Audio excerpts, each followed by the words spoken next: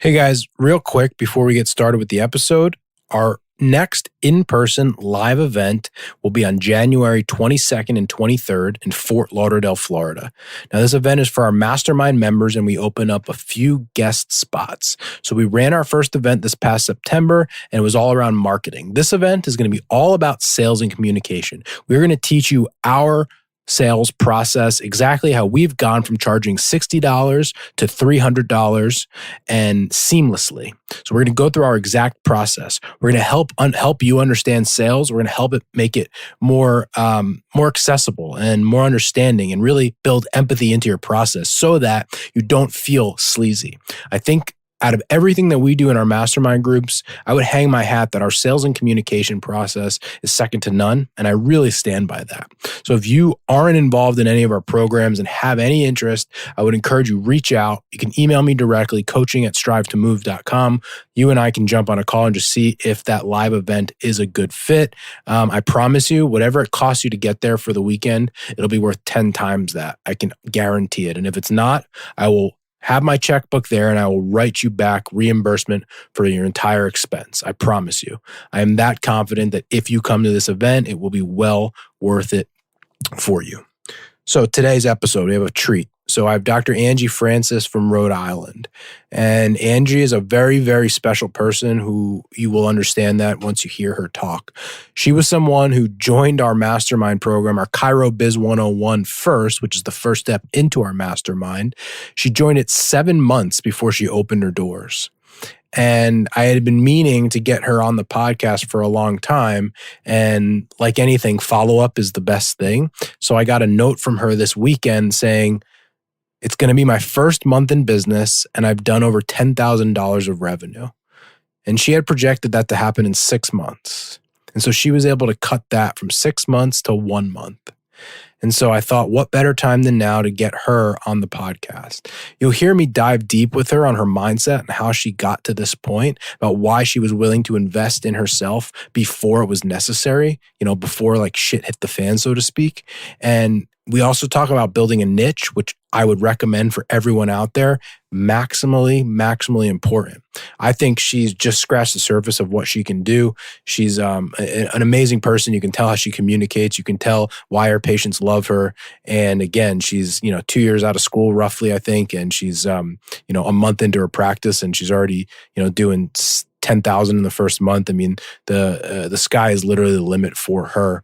We talk about future plans, so I'm so excited for you to hear this. And as a business coach, so to speak, if I get people like Angie in my group, I'm going to be wildly successful. She makes my job very, very easy. I hope you enjoy the episode. And if you haven't already, please subscribe, rate us a 5-star review. I'd really appreciate it. What's up, everyone? Welcome to the Business School for the Rehab Chiropractor. Class is officially in session. My name is Justin Rabinowitz, and I am a rehab chiropractor on a mission to teach you, a fellow rehab chiropractor, the exact tools and systems I've used to build my own successful rehab chiropractic practice so you can do the same. I hope you enjoy, and please subscribe.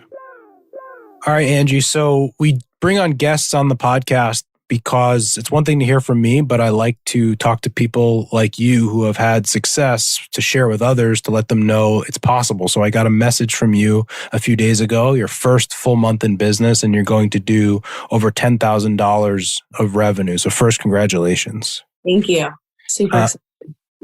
So talk to the audience through it. What happened? How'd you get there? You want me to start from the beginning, or what I meant? We'll back ourselves up a little bit. Yeah. No, I think, so many people come in my years into practice and they're not even doing what you did. And so we could start back at the beginning, but tell me, did you ever think it was possible to do that? Not at all. I mean, this is like unbelievable for me. And I mean, I'm very grateful. And I projected these numbers maybe like 6 months into it, even though I had all the tools that you gave me, but I think I underestimated myself, and I just implemented everything. So So you mentioned the word underestimated, and it's interesting because the more I learn about you, I don't know if you do underestimate yourself, because one of the decisions that you made very early, which I find different, is that you joined our program 7 months before you even had your practice. And I joke with people because I literally got this question the other day. There was a guy I was on the call with, and he said, "I don't have a practice yet. Do I think I should take a one?" And I said, "You just asked me the question equivalent to a patient coming to you and saying, my back pain isn't a 10 out of 10 yet. Should I still seek treatment?" So what is it? Bring the audience into like your mindset 7 months back before you ever had a practice. You were working as an associate where you said, all right, before I get 10 out of 10 back pain, let me do something about it. Yeah. So I was an associate for, I wasn't even a year yet. And I kind of knew, I was like, all right, I can't drive an hour for work anymore. This is what I want to do, but not entirely. Like I knew I wanted to give more to my patients. And I was like, all right, I'm going to quit and wing it. Like I was like, I know other people have done it. Like, why can't I do it? So, I was in the process about to give my notice. And then I was like I was looking at leases. I had a lease it looked great, but also I was uneducated, right? So it was a 1,500 square foot place, storefront. I needed full reno. And then it would have been he got me down to 1,800 a month. And I thought, oh, like that's probably good for my area. And then I didn't sign whatever they do before. They check your credit score and all that stuff. And I found you. And I was just listening to your podcast and it resonated with me. And I was like, oh my God, he has a free strategy call. Like, let me talk to him because I don't know what I'm doing right now. And so we talked, and I know you're the type that like, you don't want to give any answers, right? You want to make people think about their decisions. And just to be clear, it's not that I want to give you answers because it was a free call versus a paid call. It was more so because I wanted you to come up with the answer yourself. Yeah. You wanted a higher level thinking, basically. You want us to walk through that. So you kind of were more upfront, like, you need to look for other leases. And I was like, okay, my gut feeling told me that, but like, I just needed to hear it from someone else that knew what they were doing. And so just like talking to you, I felt like I need someone for this. Who am I to just go into business? And, we talked about it in some of the mastermind calls. It was more ignorance. Like I didn't know business. And before I even knew it, I hated it. I didn't want to learn about it. I had no interest in it. Right. But then now that, I've learned so much, it like excites me more, like to the point where I'm like, maybe I want to build this up even more to like just work the business side, but yeah, so going back to it, you helped me make the best decision. My overhead is less than 1,800 now. And I got even better space, no reno. And I didn't have to take out a personal loan. Excellent. And so let's dive even deeper. So again, most people come to me usually when their business has already struggled or right when they're getting started. But going back even a step there, reaching out early on, I guess maybe someone else that was in the position of like, I'm not ready to open my business yet. Maybe I'll wait to learn how to run the business. What would you say to them? Oh, you have to do it before. Why? Because you need to understand how to even open your doors. I didn't go in with a marketing plan. I remember you kind of almost laughed at me, like you have no plan. It's like, no, I thought you just wing it and you go talk to people. Not exactly, like obviously that's what you do is talk to people, but I didn't know how, like where to start. And like you said, you just need patience in the door. Like who cares about everything else that there is, gear and, the fancy equipment, like that's not about that. And at first you get caught up and you're like, ooh, like I get to decorate my own place. Don't get me wrong. I had fun, but at the end of the day, it's not about that. You have to get people in the door. And as soon as you open, like you have that person you can call like, hey, I'm open. Come check out my place. Let's do a free discovery visit. Let's get you going. Good. So so we started the podcast saying first month fully in business, 10K, but obviously the anatomy or the run up to get there. And so talk us through, it doesn't have to be detailed 7 months, but how did that happen? Like what happened to do that? So it was April I contacted you and I thought in my head like, oh, August, September, I'm going to open. So that gave me time to do the Chiro Biz 101, which was great. Awesome 7 months, 7 weeks. And obviously joined the mastermind calls. But even, it was funny because even before I did the Chiro 101, I even told you I'm going to do the mastermind. Mm-hmm. It only makes sense. Mm-hmm. So just listening to those calls, like it honestly set me up so much, like beforehand. Like it was almost a no-brainer as soon as I opened. And there was a lot of other decisions I needed to make along the way. And just hearing all these calls just sort of helped me and, what to do, what not to do. I know I had a little issue with my landlord. He was behind. And I remember asking the group like, hey, or asking you, how do I handle this? And then we use it as an example in the mastermind call. And just understanding how other people had their offices set up, it helped give you so many more ideas because, I'm not just in a group of people just in Rhode Island where it's all over the country. So, and, we're all willing to help each other out so much because, we all want to see each other succeed. And I think that's so awesome about all these calls. So, as far as, were there any lessons, 1 to 2 lessons that you were eye openers to you early on before you're like, oh, wow, I definitely was going to do this and go down the wrong path. And I need to do, was it pricing? Was it marketing? Was it planning? Were there any things that you looked at like, oh, wow, I'm glad I'm here? So one, I was going to do insurance just because I didn't know any better. I didn't know that cash was even a possibility. I just thought, I'll take insurance. I only want to see 2 people an hour. It's going to end up being more of a pay cut, but it's more, at least it all comes to me versus being an associateship. I don't know, like something along those lines. And then it's almost during this process, I'm like, I can go cash, okay, I'm going to go cash. Then I'm like, okay, I'm going to do this price. And you were like, just bump it up to this. If they're going to pay this, they'll pay that. And I'm just like, okay. And you get nervous at first, taking cash and you're like, you don't think, but throughout the 7 months I learned sales so well that I've had 100% conversion rate this last month and a half. So talk through that. Cause I go back and I've done this a long time now. And I even think in my business that I'm currently doing when I get on Zooms with docs and they give me an objection about how I'm able to handle it now and sort of walk them through it, not in a bad way, but in helping them understand. And so maybe talk to the audience through a couple examples of how you have gotten better, maybe looking back of what would have happened before or what they may have said to you and how you've handled the objection going forward so that person becomes a patient. So if there was a money objection, just because I know the person I am, I probably would have been like, okay, I'll work with you. I'll give you a lower rate. Don't tell anyone. Yep. Let's figure this out along the way. I think the biggest thing is I learned too is the delivery and the confidence you have to have too.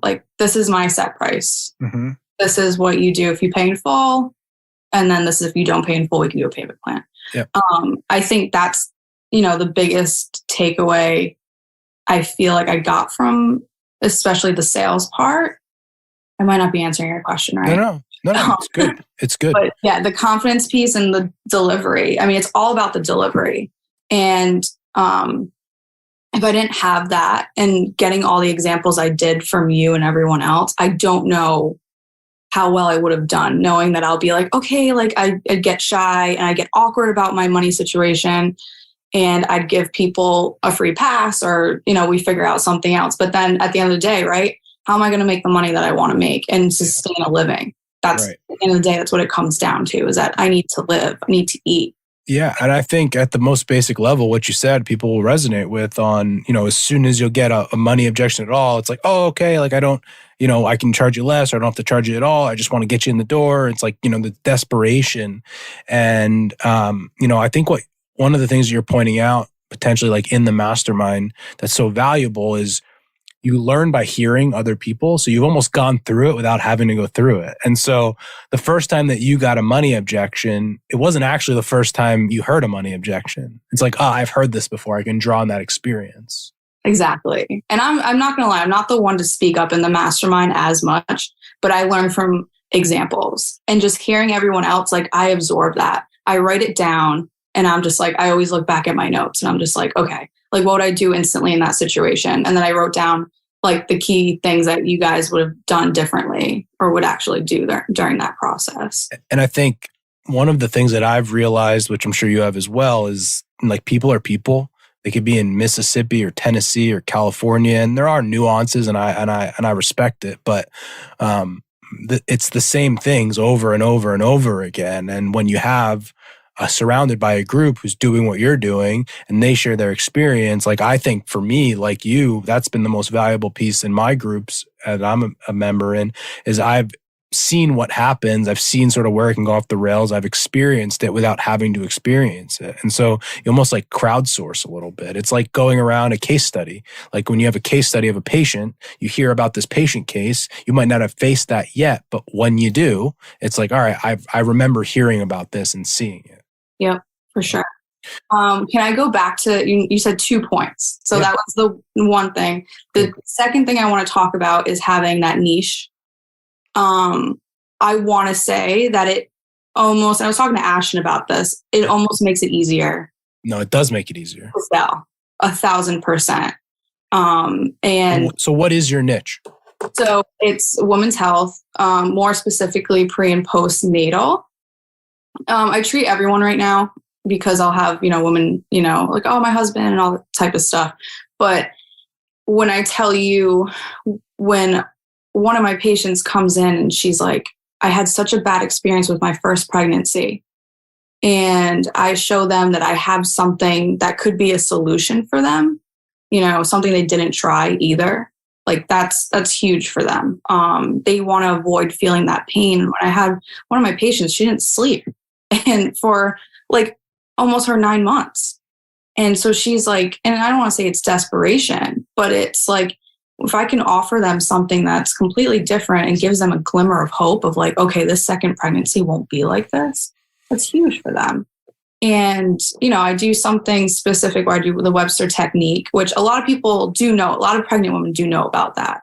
But here's where I'm a little bit different. After the adjustments, I take them in the room and I do, rehab, depending if they're in pain. Obviously, we need to go more of a rehab route, low impact at first. But then it's almost like I strength train with them for the rest of the hour. And no one in Rhode Island, at least that I know of right now, offers the combination of the two.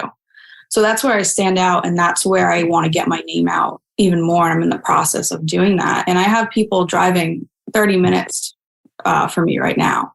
For Rhode Islanders, that's huge because no one wants to drive more than 15 minutes in the small state. So that alone is big. And when you offer something different like that, it will attract the moms for sure. Moms stick together and they talk a lot. Yeah. I mean, I'm glad you brought this up. First of all, one of the things we teach is the riches are in the niches. Specifically, if you're going to be in a rehab or cash model, we can't help everyone. We're not going to help everyone. We have to make sure that we always say we're the perfect solution for our perfect patient. But if we're going to double down on it, and you've heard me say this, gun to my head, if I had to pick a niche right now to invest in our world, it would be in women's health. Because to your point, why?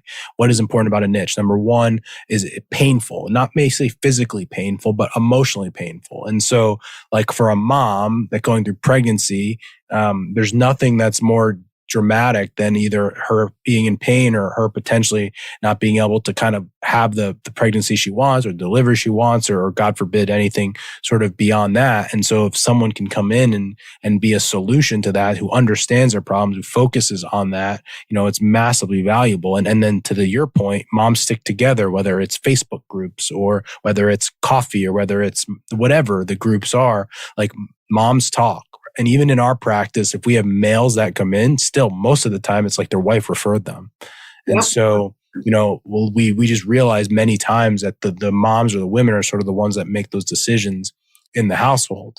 And going through this journey with that patient, right, is is so interesting because, first of all, we're never going to run out of people because hopefully people still keep getting pregnant, having babies. So that's going to be a thing. Yeah. Right. And so, I just think it's such an amazing group, a niche to be in. So if there are providers out there that have ever considered this going off on their own and wanted to do any version of women's health pre-postpartum, 100,000%. And I would say even more so now as the public is becoming more educated beyond just the basic, like I go to my OB, obviously we just had the baby in October. So we've been through all of this, going to the OB and that's sort of your only point of contact as a pregnant woman. It's like, hold on a sec, there's got to be more out there. And so you're able to fulfill that niche. And just to give a personal example with you, Angie, getting my wife back into the gym, it's been an important part of her life forever and always. Yeah. And the OB after the birth, and very nice, she did a good job. She's like, all right, 6 weeks before you can go back to the gym. And then for me, it's like, is that true? Or is it just like the advice you give to everyone? And the answer is it's just the advice you give to everyone. So just to give the audience an idea of something that, you did to help me out is our gym does a great job. They wrote her an individualized program. But even before we did that, we went to you, who's an expert and understands the fitness and the medical side, and said, all right, here are the things that I'd focus on. Here are the milestones that I would look to hit. Here's where I would start. And you sort of gave us the go ahead to allow Dell to go back into the gym, 3 to 4 weeks after the baby rather than the 6 that the OB said. And so I think that there is such a group of people like you out there who, again, are in that rehab world that want to treat moms, that understand the medical side of it, but then also want to incorporate the fitness side of it. And I just think it's just a home run. Oh, I think anyone listening to this that had a thought, like maybe go into it. First off, it's rewarding too, to help them get through their birthing process. It's amazing. And they really don't, a lot of moms have no idea. The OB does not give them enough information. And that's no shade to OBs because, we need them. But like the physical side of it, they just don't know. And don't get me wrong, I had to learn a lot before I had the confidence to even come and, do this. But highly suggest anyone, especially women, if you're thinking about getting into it, go the women's health route. And there's more to it because I'm thinking of tapping into, osteoporosis, right? Women getting, postmenopausal. That's huge. And they just need to know they need to strength train. Little TLC and strength training. And if I can do that for them in my office too, that's something I'm looking into as well, and how to market that as well. We sort of touched on it before, but I'd like to sort of hear your take on more of an analysis for you. Less than a year out of school, ready to kind of go and open your own practice and find this spot and find this building and do your own thing. There has to be a level of internal confidence or self-belief that you have. And, and the reason why I'm asking and why I want to sort of push you on this a little bit, if you asked me, like where people struggle the most that I work with, it's usually this, right? Most of the time, if we can sort of convince them that they can actually do it and that they can charge the right price and they can do these things, the rest of it just becomes details of like what to do and tactical. Yeah. Inherently overcoming that piece of it as a provider, as a chiropractor, as a business owner, even if you didn't know exactly what you were doing, there had to be something there that allowed you to go do it. What do you think that is? Where does that come from?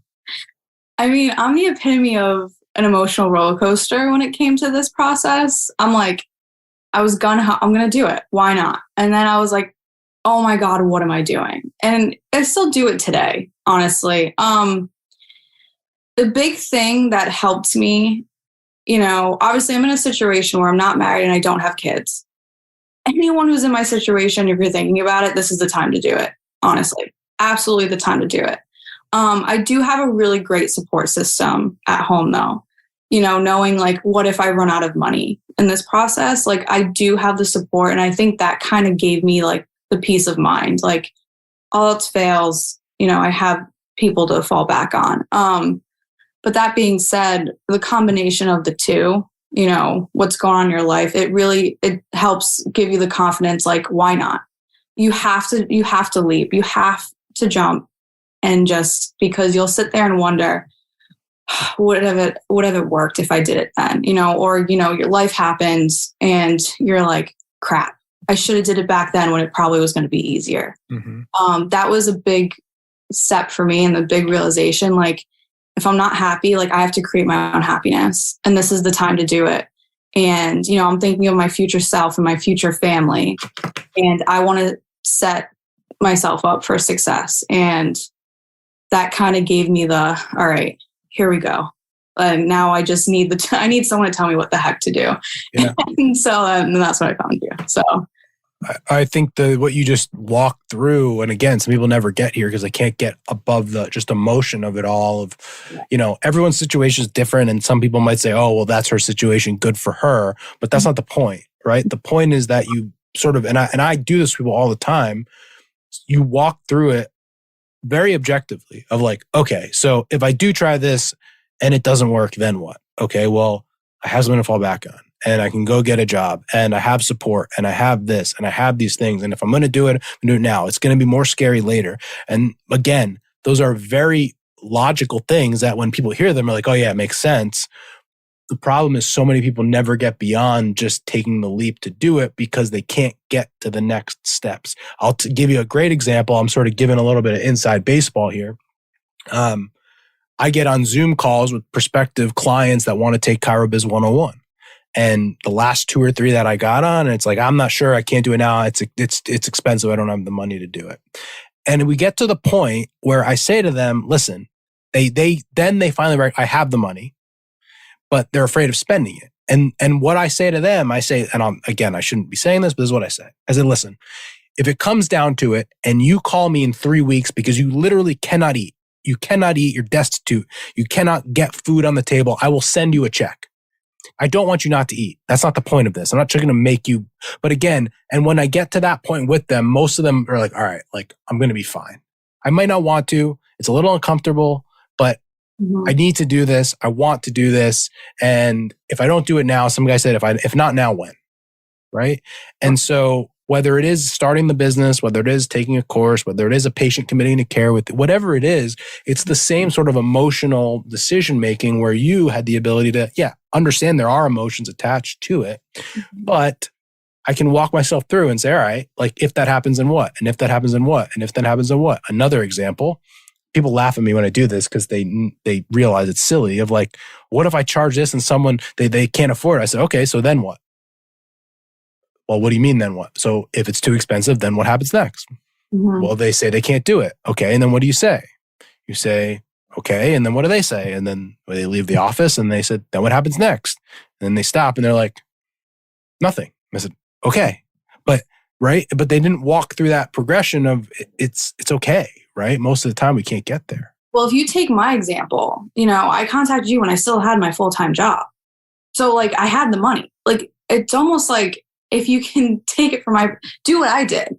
Yeah. Do it early when you have the consistent cash flow coming in, be able to pay that. And then so you're set up so that when you do leave your job, I mean, don't get me wrong, I do still personal train part-time. Yeah. You have to be realistic, and you've taught us like it doesn't mean you just drop your part-time, but that's when I knew I had the money. I was like, okay, I can spend it now. Like, why wouldn't I do this early on so that when it's time to open, I'm not naive and then I'm calling like, oh, okay, like I don't know what I'm doing. Yeah. I'll take your course now. And that's what I want to encourage people. Just because associateship doesn't mean you don't do this until you're an owner. You keep dropping like lines and hints that I'm like, oh wait, but we got to go through this. The other idea, the personal training, sure, it's an income stream coming in, but I kind of talk about this in terms of this is Angie Inc., right? It doesn't matter if it's Dr. Angie, Trainer Angie, Angie in the community. Like you're doing training in a community, you're getting in front of people, you're meeting people, you're delivering a service. And so even if they weren't paying you to do it, you probably still should do that. But again, these are now, I would long-term, and I know you know this, like we don't want to be training people from now. If we just love doing it, great. And if it's a lead generator first, then we should. But at some point, we don't want to need to rely on it. But in the short term, right? From a business perspective, if it is something that just naturally gets us in front of people, obviously it's a core audience of the same type of person. If it creates social media content, these are all sort of in the business of building Angie Inc. And so I think either way, whether it is just an income stream or not, it's just another hint here on how we can go about doing something like this. Yeah. And some of my clients, they've already referred people that I constantly talk about my business model to my clients, right? Yeah. Like, oh, I know this person. So I've already gotten someone from them, and that patient's worth over $2,000. Yep. That alone. Yeah. That's my networking. That's part of my networking right now. And, like you said, at one point, I'm going to reassess in 2023, like, okay, where am I at monthly? When is it time to put all my focus on my business? So I optimize that. So let me push you on another topic, because again, you've mentioned this to me, and people listening to this will be shocked that you, like I, are highly, highly, highly, highly introverted. Very. Very introverted. And I am too, which people hear me talk on this and I just talk. But like once I'm done with this, I'm going to go sit in the corner for like 12 hours and not do anything. But again, some people wouldn't take the leap, wouldn't be able to network, or say they couldn't do it because they're introverted. And either, I guess, I'm interested in your perspective. Have you A, realized you're not as introverted as you thought? B, realized gotten out of your comfort zone? 3, when you talk about things you want to talk, walk through that, because again, I promise you there are people out there that are saying, I don't know if I could open my own business because I have to go network and I'm just too introverted. Yeah, I mean, introverted. So one-on-one with people, like, we're talking like this. This is normal me. So the mastermind, right? When we were doing it in person, like meeting new people freaks me the heck out, and it's exhausting. And like I told you, I was like, hey, like everyone's going out, but I need to go lay in my hotel room by myself and like recharge.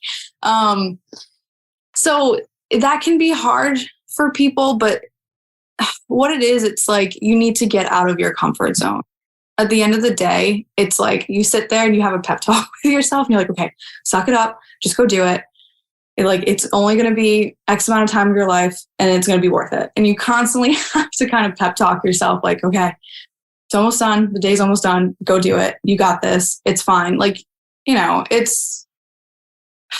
just got to have the confidence. You have to get out of your comfort zone. I'm still an introvert.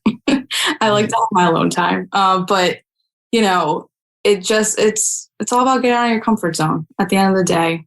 And for people that want more information, there's a book, and you might find it interesting. It's called Quiet. I have it on my bookshelf right now.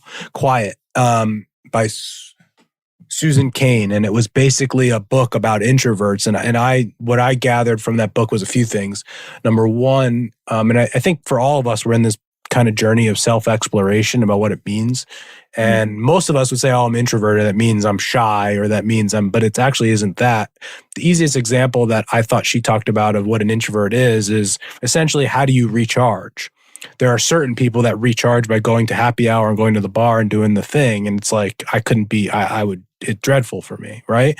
But that doesn't mean that I can't be social and interact and get in front of people and go with audiences.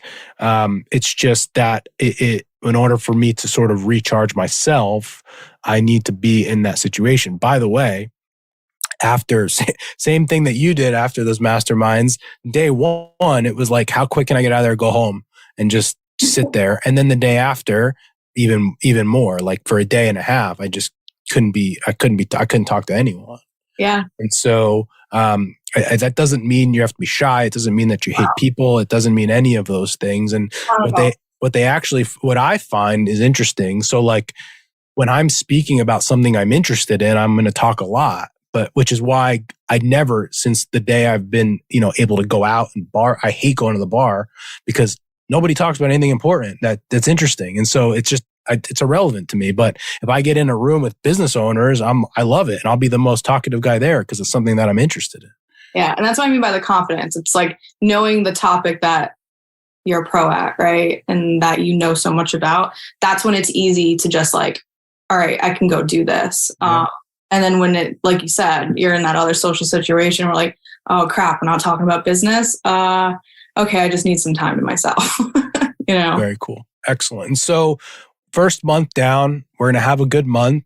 We'll probably have some slower months and all of that. It's part of the deal. But obviously now you sort of have an idea of what could be possible. So what's next? I already want to raise my prices. It got me so excited. I might hold off on that though. But I'm just happy I can pay my bills for the next couple of months. That was more like, God forbid, Christmas season, if people get weird about it, money, like spending money, I'm able to pay my bills. And that's first and foremost. That's what I always said from the get-go. I just want to pay my bills. I never thought I would hit over 10K my first month. But then again, I've been listening to you guys for so long that I should have, and it just encourages me even more to get out there and just get my name out there. Social media, power social media. It's my age group, 30-year-old, all 30-year-old women, they're getting pregnant. Put out more content and, get a habit of doing that. Get a habit of reaching out to people, and it just drives you more. Have you been getting people have you been getting awareness or patients or people reaching out because of your social media? Oh yeah.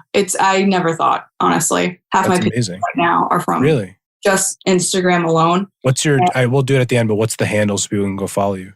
At Angie_Synergy Chiro. Got it. Okay. And so let's talk, I guess, a little bit through that. When you started posting, did you have a strategy? Like give our audience some of this, because I've been skeptical for a long time with social. Not skeptical, just that I think people used it, thought it would be the panacea. It's like, what'd you do for marketing? It's like, I posted on TikTok today, and it's like, I don't know, right? Yeah. As Kaylee has come on, who you've met, and as I've seen it help our business internally when it's actually done well, different than just doing it. But I guess, again, talk to our audience about your experience. What have you found? Do you have a strategy? What do you find works? Because I think people will find tactically this is helpful.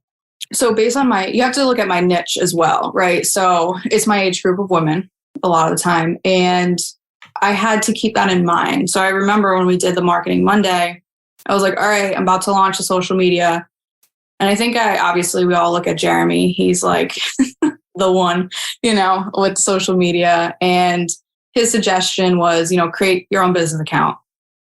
Some people started with their own, and you told me launch personal as well, which makes sense because I'm like, well, I need to get all these women to see like what I'm doing. So, made my business account, but just kept putting my stories up on my personal, made sure everything was public. And from there, I got a number of messages like, hey, like they were very intrigued, and it made them think, right? They're like, and then when they messaged me, I'm like, oh, you're just not my patient yet.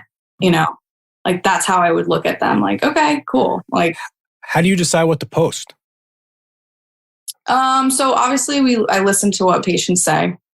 So but again, not obvious, right? This is, we've taught this and now it seems obvious, but not everyone knows. So go through that of like, I listen to what patients say. What does that mean? Yeah. You just look for those buzzwords.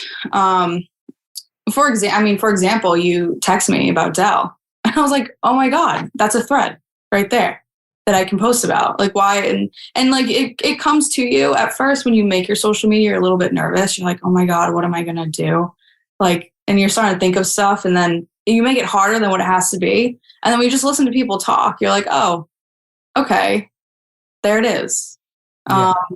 I'm trying to think of one of them. It's just like, So let's go through the thread, and people could probably find it on your social, right? So what was the problem? So Justin texts Angie that his wife wants to get back to working out. The problem that I face, or she faces, the OB says 6 weeks.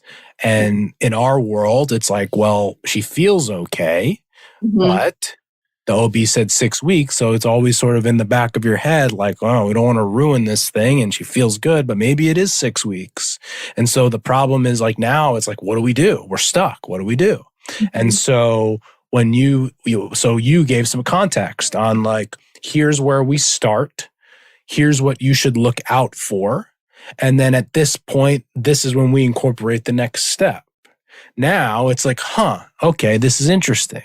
And so what did that become? That became an Instagram. And then what we know is that if we have that problem, everyone else does. Everyone else does, or they didn't even realize it. Now, the difference between sort of me and someone else that I've realized just because of the industry we're in is like, I'm going to question it. I was like, do we really have to wait 6 weeks?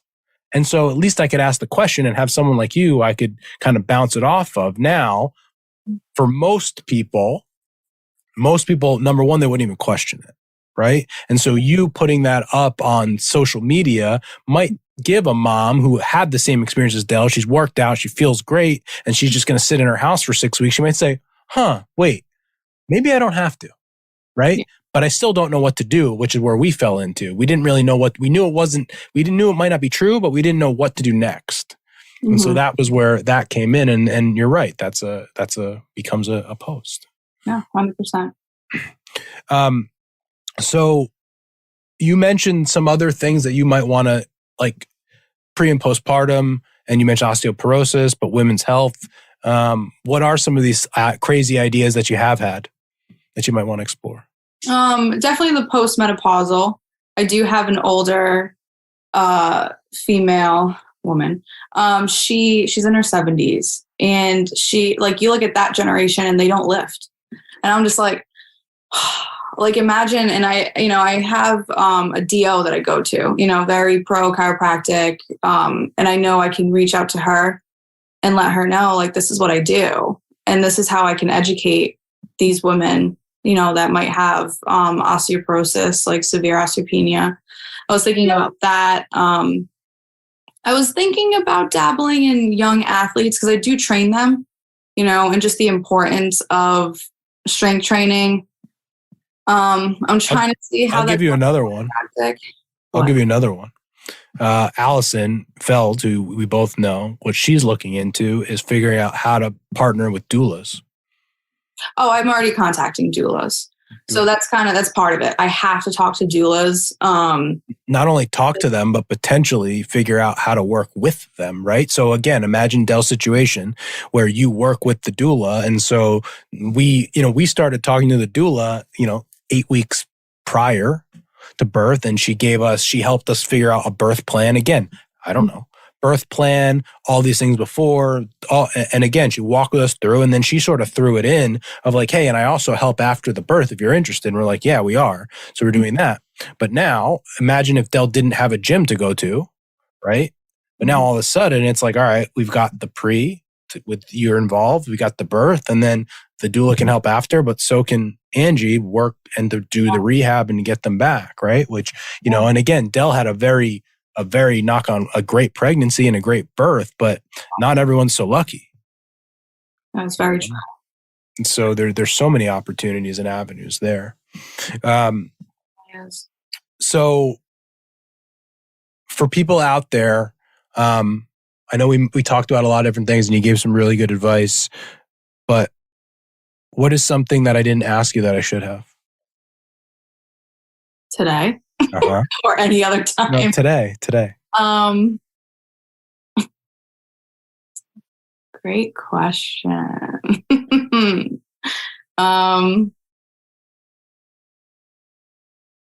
Why? Why what? Why did I choose you to be my coach? Why did you choose it? Just everything you made me realize that I can have my dream practice. That, you never think it's almost like I was settling before. I was like, okay, I'll do this.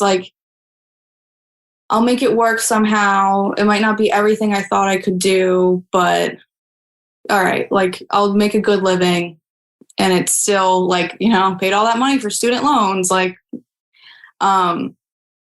You made me believe that I can actually go to work happy every day and not look at it as work. And I can do exactly what I wanted to do with these patients, how to better their lives and actually make money. Yeah, make a living doing it. I never thought. And now I have bigger numbers in my head that I didn't really think that I was going to. I told you like what my goal was 20K when I first. Now I think I'm shooting for more. For sure you are. And, you made my dream come true. And it's amazing. I think also, well, I appreciate you saying that. And I think what you have in your future beyond just the money, because you're going to make the money that you want. And what I'm going to tell you is you're going to get to 20, 30, 50 grand a month, and you're going to it's good and you're going to feel good, but it's not going to be this panacea, which again, I know you know. But what I think you're going to be able to do is not only you're going to build a community with not only the people on your team that are going to feel the same level of impact that you are currently feeling to these people, that they're going to come in and see these moms, that they're going to want to be a part of it. And I think beyond that, I think you definitely can be an inspiration to other chiros coming out that want to do and had the same feelings that you did. And probably some of them are going to work for you at some point. And for you to be one of those type of people that from a very quiet leadership place that's going to help to lead this thing forward. There are a lot of female chiros out there that do run, pre and postpartum and pediatric practices. But for the most part, they're sort of traditional practice, nothing wrong with it, traditional chiro practices that run in a certain way. And I think, to my knowledge, there are people doing what you're doing, but not many. But I think where you're going to go, similar to where I went, was how do I take all the things that I'd love to do clinically and now be able to build a really good business around it and then show people what's possible? Because if I showed you what's possible, you're about to do the same thing for a lot of other people that didn't think it was possible. 100%. Not only was I going into this thinking I want to create a village for these women, having the support through their pregnancy, now working with pelvic floor therapists and everything too, right? But also, it's making me look further. And I'm like, what if I even built an actual facility that has all of this? This might be far, or it could be close. I don't know yet. I'm trying to take it month by month. You just say you don't like to plan out those goals too far along, You have to get through the short ones and the habits first. But I think, what if I brought chiropractic? I brought in personal trainers. I brought in pelvic floor therapists and just this community doulas. So that's like a one-stop shop in a way. Yeah. That moms feel like you have to go here, all across the island. You have to go here. They'll guide you. They'll give you the best birthing experience pre and post. And it's definitely a thought now in my head that I never would think that in a million years I would do. But hey, I'm kind of excited. I'm actually more excited about this journey now that it's going. Good. So. It should be, right? I every year for my team, I write an annual letter. This year it's 8 pages that I sort of write a letter to review the year. And sort of one of the bullet points that I made this year of lessons that I learned was that the ROI on just liking what you're doing it matters, because today we're recording this on a Sunday at 11:30 or 11:45, and it's a Sunday working whatever. It's like, I want to do this. This isn't. I want to be here. I want to do this. It's where I want to be, and so it doesn't feel like work. There are things, like you said before, that you have to go through and are uncomfortable. But if you're doing something that you're liking doing, then you should continue to do and do more of it. And again, you own the business. So if there is things that you don't like to do, or the business isn't running the way that you want, you have the ability to change it. 100%. Yep. All right. So this was fantastic. Angie, tell our audience where they can find you. So Instagram handle Dr. Angie ANGIE _ Chiro. Mm-hmm. And then my website, synergychiropracticri.com. And email on there, all that. I know that when you started with me, I put you in touch with one of my friends, Allison, out in Seattle, who you had a conversation with. And I have a feeling that after this, you might get people that are either in Chiro school or graduated and hear what you're doing and want to do it. And so I don't want to blow up your spot here, but if you guys are out there and have any questions, obviously I think Angie would be more than happy to talk to you about your journey and what's going on. And if she can be a source of inspiration, again, it's 1 month, but shit, your first month was triple what mine was, quadruple what mine was back in the day. I never saw myself a year ago, I didn't even know I was going to open a place. And so I want to help as many, because you leave Chiro school and you're a little confused, like, oh my God, wait, yeah. I thought this was going to be a little different. And I want students to know, like, no, you can do this, but you have to get out of your comfort zone. You have to get motivation, almost like Joe Rogan. What do you say? Stay motivated, stay caffeinated, something like that. But like you can do it. You 100% can do it. And I just want to inspire people, like, even though you're shy, even though you don't want to get out of comfort zone, it's possible. Good. I love it. Angie, you're a rock star. I'm so excited to see what you do in the future. I appreciate you being here. Thank you. I appreciate it. Thank you so much for listening to this episode. And if you found this content valuable, here are 4 ways I can help you for free. 1, grab a copy of my free guide, the Rehab Chiropractor's Checklist.